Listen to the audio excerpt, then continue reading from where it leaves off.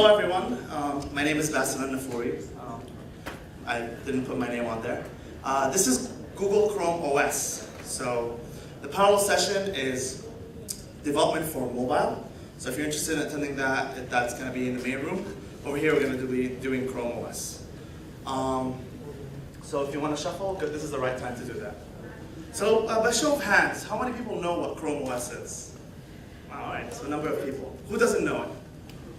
Okay, so a few more. So I'm going to explain some of this stuff might be familiar for you, for people who actually have, familiar with Chrome OS. But I'm going to try to introduce as much new concept as possible. So what is Google Chrome OS? Before I want to jump into Chrome OS, I want to jump into Chrome itself. So Chrome is our browser that we've launched 2 years ago, in December, almost exactly 2 years ago, December 11, 2008. So it's almost 2 years and 1 day. After 2 years, we have 120 million active users. What active users mean is basically users who are using the browser every single day. They're using it as their primary browser. They're mostly not using any other browsers except for like testing. So this is a very conservative estimate that 120 million users are using Chrome, and they're using it for their daily browsing activity. The numbers are actually, if you count it without the primary users, it's probably a lot more. But 120 million is the conservative estimate. And this actually, from January 2010 until today, that's an increase of 300%. So Chrome is actually increasing exponentially over the last year, and hopefully we're going to see another increase in that. So why is Chrome so popular? There's a lot of reasons. One of the main things is most browsers before Chrome were designed for a time where the web was mostly text-based. So a lot of links, a lot of texts. So when Chrome came about, we wanted to design something that was designed for the web applications. So a lot of web applications are very rich. They have a lot of activity, they have a lot of images, video. We wanted a lot of JavaScript, definitely. So we wanted to design Chrome for that use case in mind. And we started with the V8 engine, which was a very powerful JavaScript engine, and we improved on it. And so we designed it with 3 principles in mind: speed, simplicity, and security. So for speed, we took V8, which was designed in Denmark, which is an open source platform, and then we took it and we improved it and we included it in the Chrome OS. And in 2008, when we launched Chrome, we were 8 times better than any other web browser at the time in terms of JavaScript performance. So again, that's 8 times. Oh, my thing's gotta keep doing this. Sorry. So we're 8 times quicker than any other browser. And since then, we've improved it even more. Now we are 4 times faster than we were when we launched. So if you do the math, 4 times 8, we're 32 times faster than what Chrome OS, what other browsers were 2 years ago. And we are adding more new features. There's a new feature that we're about to launch, something called Crankshaft, which will even improve the performance of Chrome even more.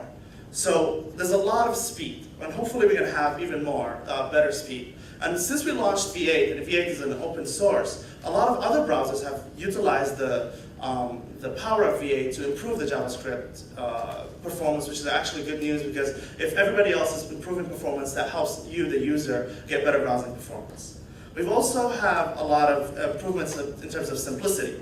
So Chrome, we want to design for the simple use case, which is you want to browse. So we want to take everything else out of the picture.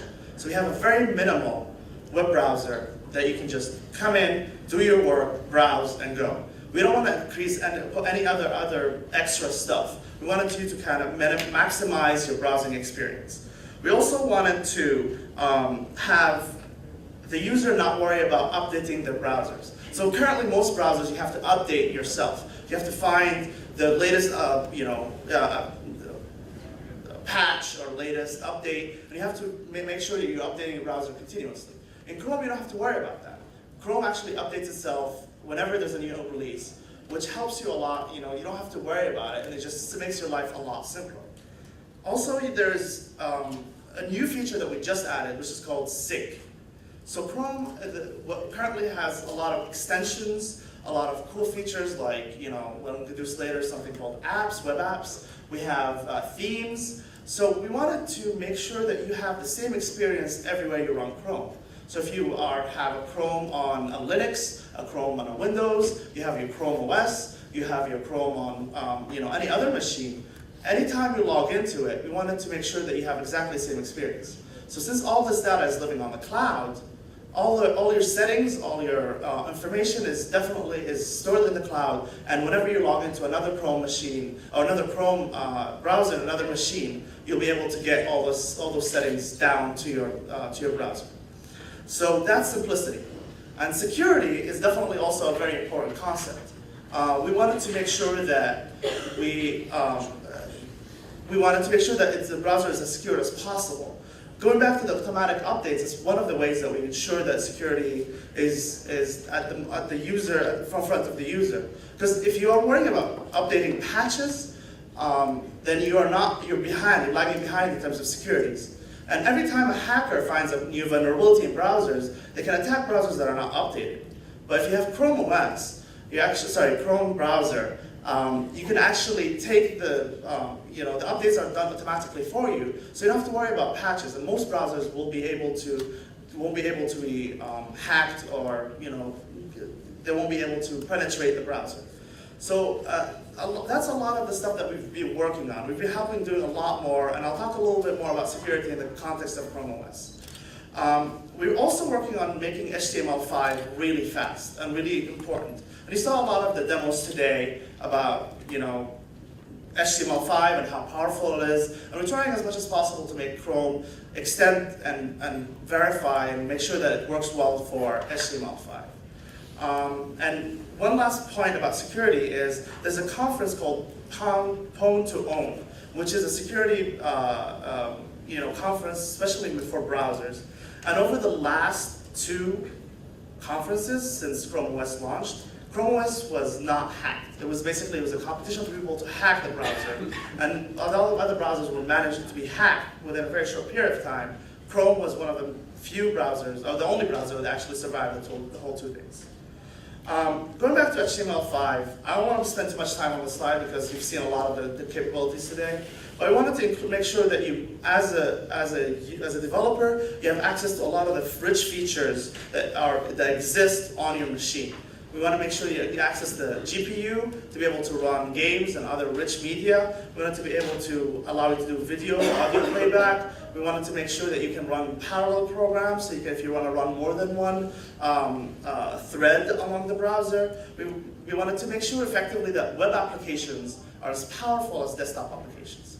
Because if you can't have that, then the user is actually, you don't have to install stuff, you don't have to do anything. All you have to do is visit the web page and you have a very rich application in front of you. We also wanted to make sure that you also have access to local storage, so you can actually do a lot more stuff that you couldn't do before. So this is all about Chrome. We're looking at a lot of other factors that are happening in the market. One of the most important factors that we saw is the increase of sale of netbooks. So in 2008, when netbooks came about, there's 15 million netbooks sold in that year alone. The next year, 2009, that number increased to 35 million, which means it doubled. This year, there are estimates about 43 million netbooks that are going to be sold within the whole wide world.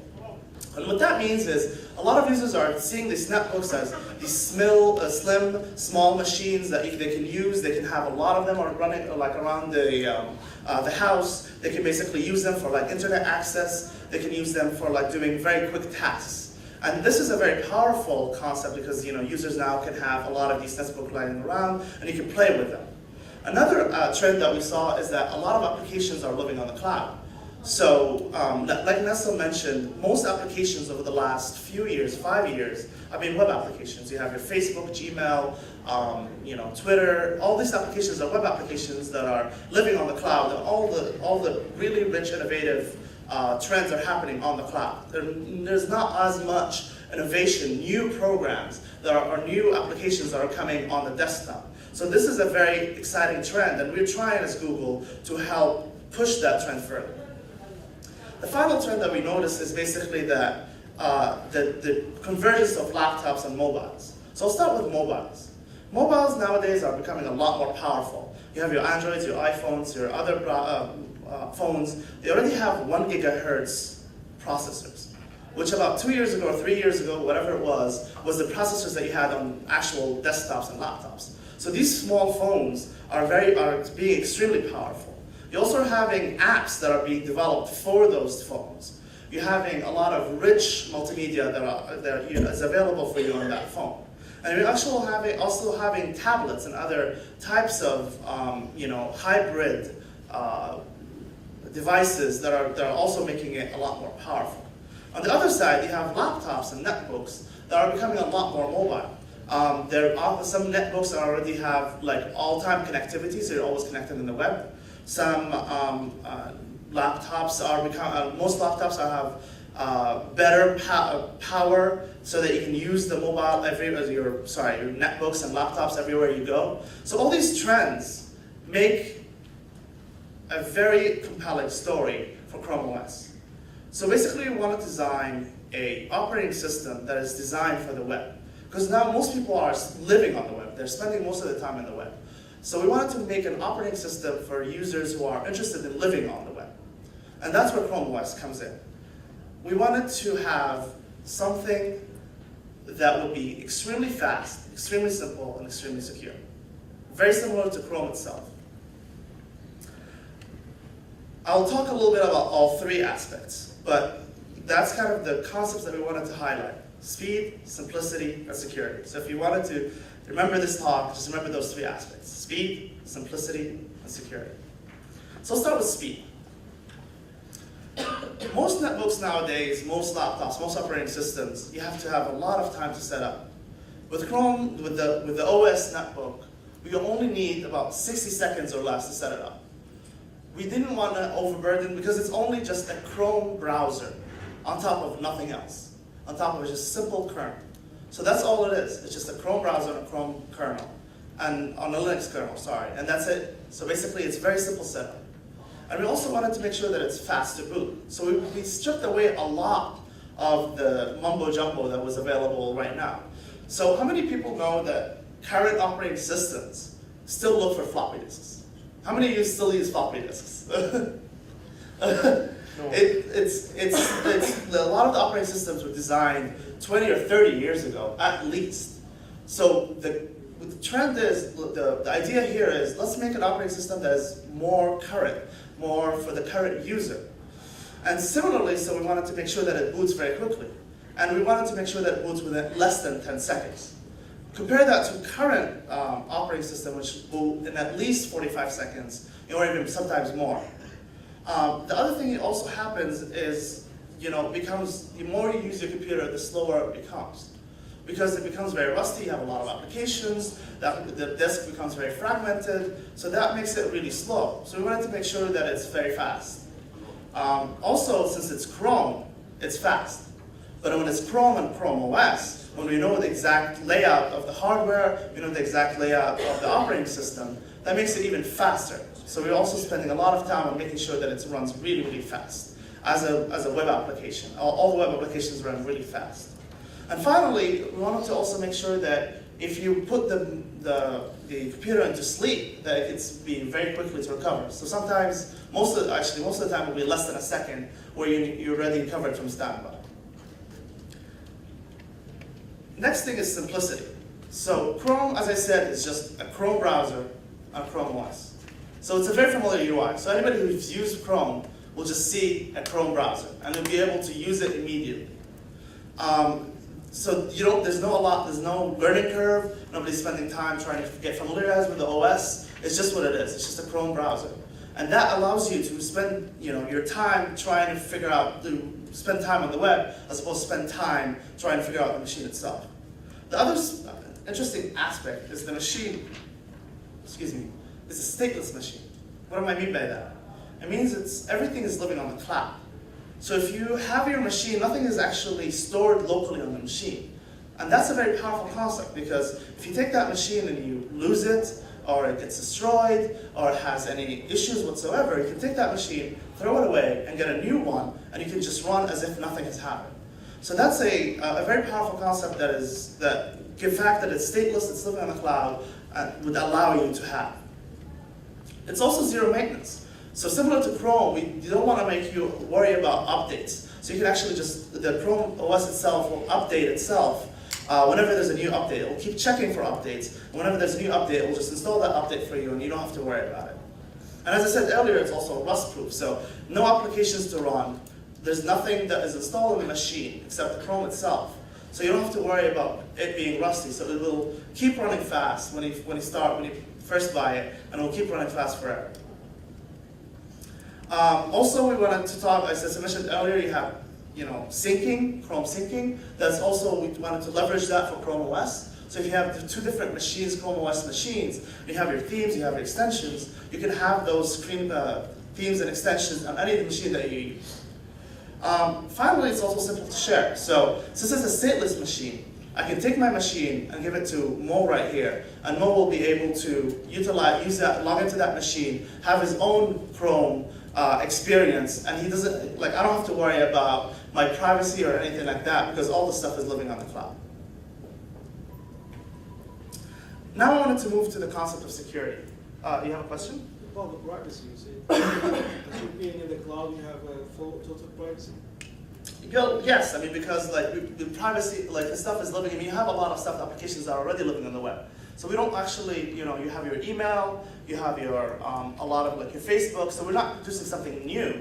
All the stuff that is already on the cloud, you're just utilizing it. That's all we're doing. But if you include everything in the cloud, like your business account, your money, your private letters, and everything, and your new PC, now it's moved from your PC to the cloud, right? Yes. Well, there's a lot. It's different from the public stuff in your Facebook and your Twitter. Of course, but there's a lot of. I mean, currently there's a lot of security issues with even having it on your laptop. So if you lose your laptop, and we can go in and actually read that information too. So there's a lot of other information, a lot of security issues that are happening with your local laptop. There's also I mean, you also have the freedom to put your information anywhere you want. So if you want to have your application, your web application, your local, Local copy of the cloud, local copy of my PC, for example. I want to do the backup by myself. I don't trust the cloud, for example. I trust it, but I stay more comfortable with the backup is under my bed, for example. Well, yeah, but I mean, it's kind of just think about it this way as a simple browsing machine. You don't have to think about it. You can do with it whatever you want to do. We'll go out after this questions at the end of the talk. So if you have any specific questions, we can ask it then.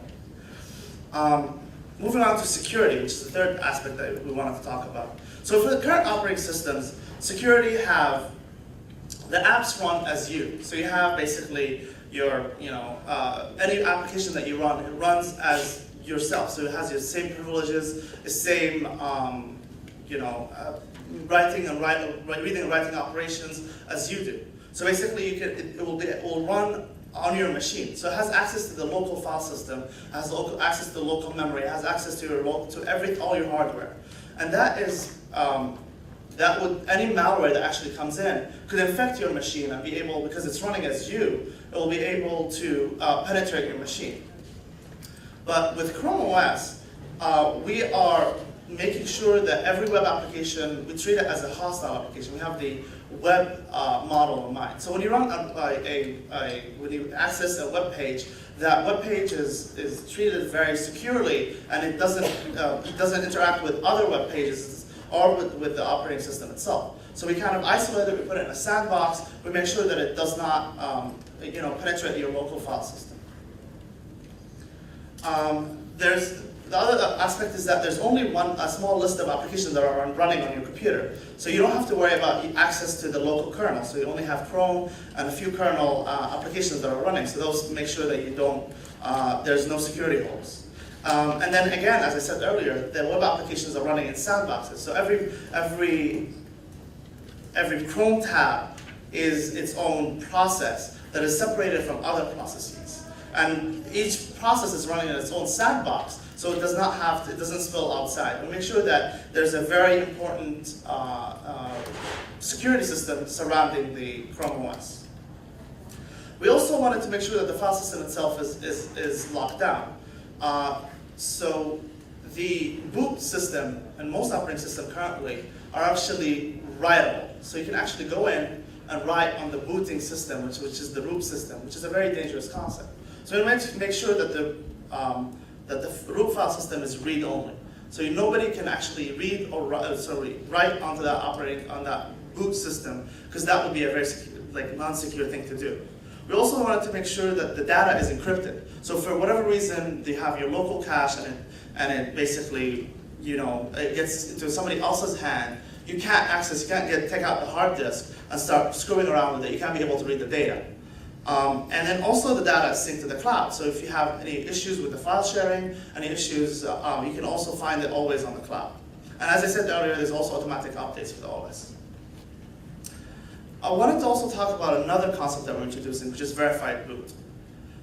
So the way this works is basically you have your whole operating system code that is signed. Every aspect of it is signed. So you have your different levels or different steps of our operating system, and that would actually be signed by Google when it ships it, when it updates. So whenever you boot, we actually check before we run that part of the system, is that signature valid or is that not valid? And if it's the valid, we just keep going on. But for whatever reason, there's a malware that was affecting the operating system, that we stop and we don't run that part of the code, and we actually go contact find the most up-to-date part of the software, and we replace the malware, and then we boot again, and that would actually ensure that there's no malware that accesses your computer. Finally, I wanted to talk a little bit about Chrome Web Store. So that's basically the new web store that we've added in Chrome OS, which is Chrome itself, and then also it's being leveraged in Chrome OS. So a lot of applications right now on the web are living aimlessly on the web. There's a lot of, it's just basically in the jungle of all web pages. So what we try to do is basically have the a place where all web applications, rich web applications, are accessible for the user to be able to look at it, choose what applications they want to try, and basically install it very seamlessly on their Chrome or any Chrome OS. And then the users can basically be able to play with them. They can rate them. Developers have a place to advertise their own also applications. And I wanted to start with a demo of Chrome Web Store, and then we can move on to show you Chrome OS itself.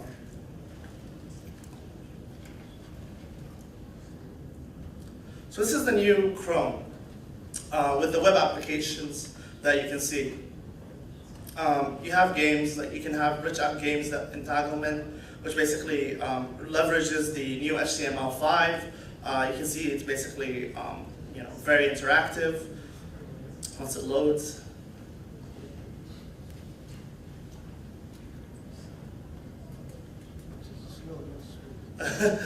Unfortunately, we're gJordan, so a lot of the stuff is in the US. But once it loads, you can basically play it. You can do a lot of stuff with it. It's pretty rich. You can also have, and you can see, basically it plays the sound, it plays everything else. So it's like a very rich web application. And then you can have a lot of other different types of applications. You have another games, you have YouTube, but you also have the web store, which is what I wanted to talk about a little bit. So that's basically like a listing of all the applications that you can access. You can have them by type, you can have them by extensions, themes. You can basically see what's popular. You can also see for each one what is the rating for that web application. So if you like this, you see like a lot of users like it, so you can start installing it. So I wanted to play a little bit with installing an application. So you go to the application, the New York Times application, and you just basically click install, and then when you click install, it basically starts installing on your, it shows up on your apps. And you can just click it, and basically it loads up the web page, which is basically designed. This web page is designed for Chrome and HTML5. And you can see it's basically like, it's just a rich web application that you can, click, play around with. But also there's a lot of stuff like you can customize the view, you can use the Joy ad or priority, which basically lists the stuff that New York Times thinks is the most important. You can also see stuff like a slideshow, which kind of highlights the pictures. Or if you don't care about text at all, you can just look at the pictures within that application.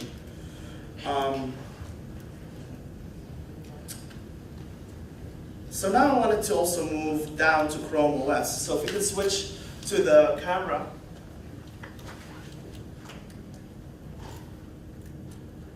Excuse me? Excuse me. Can we switch to the camera?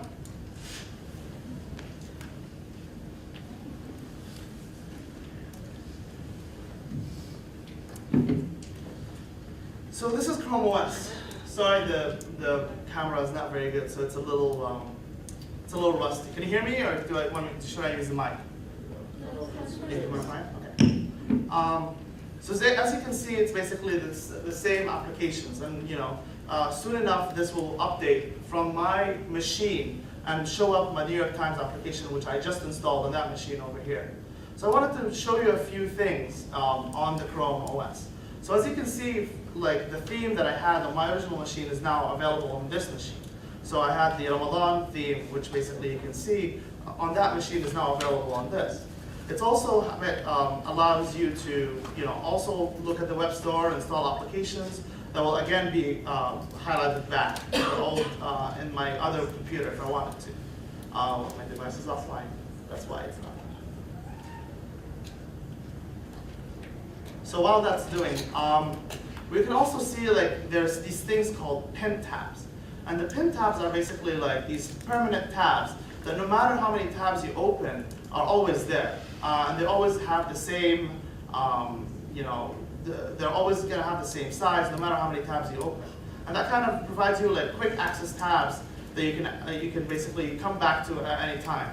So I have my email, I have my calendar, and if I wanted to add something like, if I wanted to add YouTube here, it's as simple as declaring it as a pin tab. And there it goes. You have your pin tab within the browser. I can also unpin it, and I can kill it very easily. Also, there's the concept of panels, which are very tiny applications that appear within, like a small windows within your Chrome. So, for example, if I wanted to use chat, I can easily do that. So let me try this.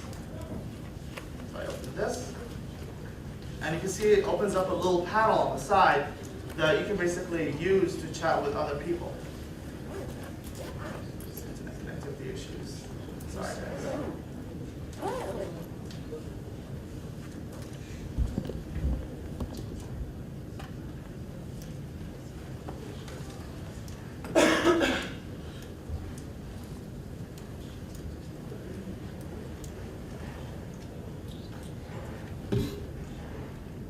I hear it, I just don't see it.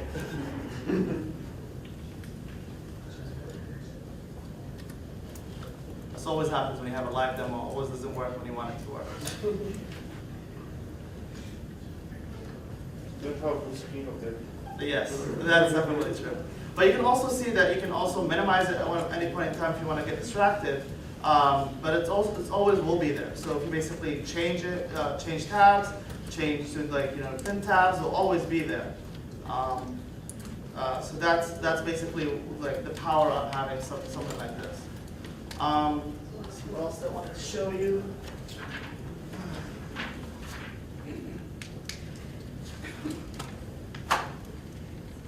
So sharing.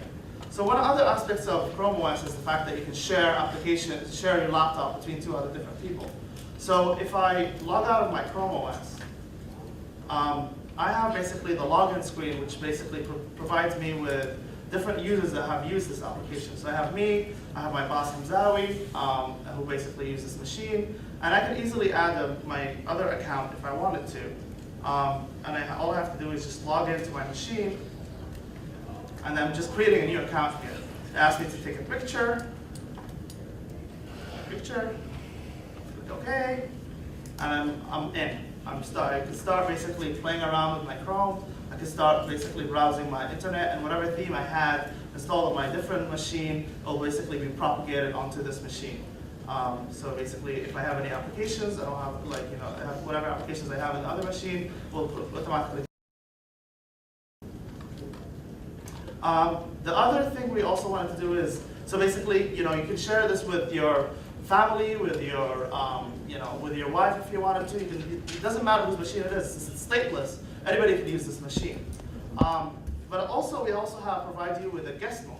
So, if you wanted to allow your friends to use your machine without having to create an account per se, you can just simply, enter this machine, and we'll just go to an incognito web browser that you can actually also access very easily and start playing around and browsing. So that makes it really, really simple to actually, there's some issues with the internet.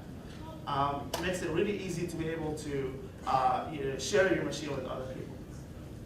So let's go back to the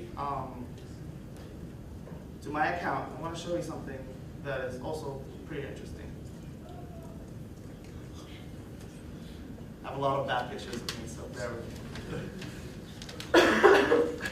So as you can see, it saved my original tabs. I had 3 tabs that are open. It just saved it, and by the time I opened it, it was, it went back to that. But also, there is another cool feature is, so right now I'm connected. So if I wanted to disconnect, I can still, since I utilize the HTML5 utility as an offline utility. I can see if I go to google.com, it will say basically that I'm offline. But if I go to play one of my games, I can play that entanglement game. It says you're offline, and it asks me if I wanted to still load this. If I say yes, basically I can get the application back, and I can continue playing and play as if I'm online. So I don't have to be online to be able to utilize the powers of the applications that I have on desktop, and you need to be able to use. So this is kind of like a companion netbook that you can use to have a lot of stuff basically available for you to be able to browse. So it's basically like little netbooks on the side, and basically you can have the other powerful computer to do a lot of other stuff that you're interested in doing.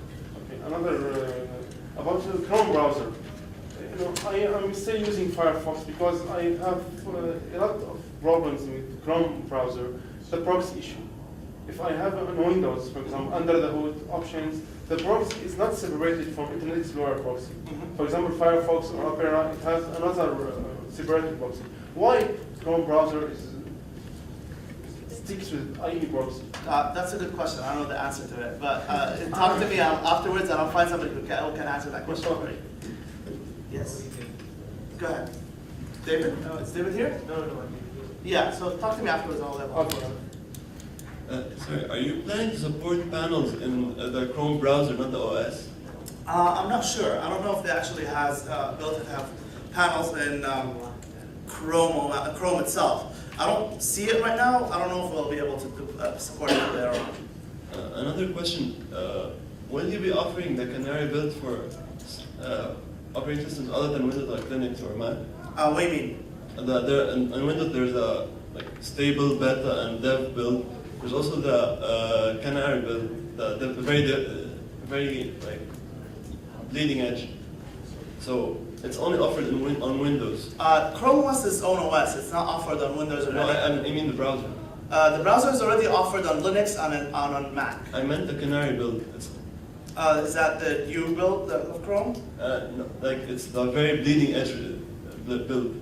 I'm not sure. I don't know exactly about Chrome itself. Yeah.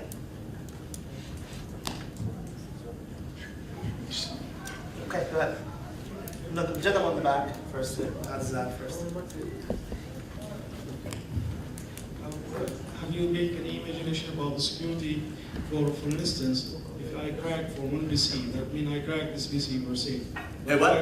If I crack this PC, for instance, or like hack that one, you get only the data on that PC. But if you crack the cloud, especially if this Chrome becomes so wide, you are like cracking 1,000 or 1 million PC at the same time. Okay. So the security issue is very hard, besides the privacy issue. So what Google have in mind about this one? That's a very good question. So the way you want to think about it is, we, as Google, have a huge infrastructure dedicated to stop people from actually being able to hack your information on the cloud. As a lot of the small and medium web businesses, you have very little security expertise. So we are actually, since we have a lot of security, experience, we can actually protect you from the hacking, from people hacking into your network, hacking into your, into your local, like very valuable information. So actually putting it on the cloud might be more secure for you than putting it within your local infrastructure. Go ahead, yes. Yeah, right here.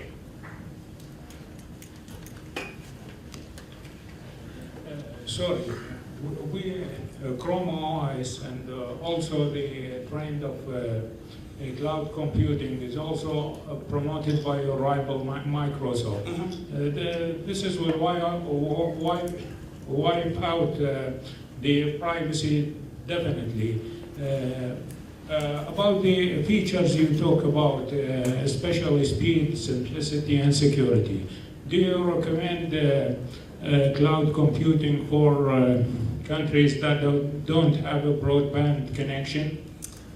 Well, that's a very good question. I mean, a lot of the web applications are simple web applications. Like you have documents, you have, a lot of applications that don't necessarily rely on very high bandwidth applications. But the other thing is that a lot of these with HTML5, you have a lot of offline applications that would be able to leverage being disconnected from the cloud. But obviously we're trying to work hard on improving connectivity within the region and trying to improve those the infrastructure so that the web experience is much better for everybody. Okay, thank you. Sure. At the beginning of your presentation, you forget to present yourself. I did present myself, I just didn't write it, which is unfortunate. Thank you. Thank you. Go ahead. Yes. I think one or two more questions, then we have to wrap up. How come you spend so much time touting the features of being able to access the hard drive and everything, and then spend so much time locking it down? How do you decide which applications can access the drive, let's say, or what they can access on the drive? Say that again? So when you say what applications... How do you decide which applications can That's a very good question. On the drive? I didn't want to delve too much into the technicalities, but like for example, a lot of web applications would want to have web cache that is stored within the browser. So the game that I showed for you would wanted to be able to cache a lot of the JavaScript that is running locally and be able to run later on in offline mode. And basically having those, we wanted to sandbox it as well. So basically we wanted to have each application have its own little file system or little part of the partition of the file system that is other applications can't access. And that it can only work on that little file system. But we wanted to kind of allow you to have that access if you needed to. Last question, go ahead, yes.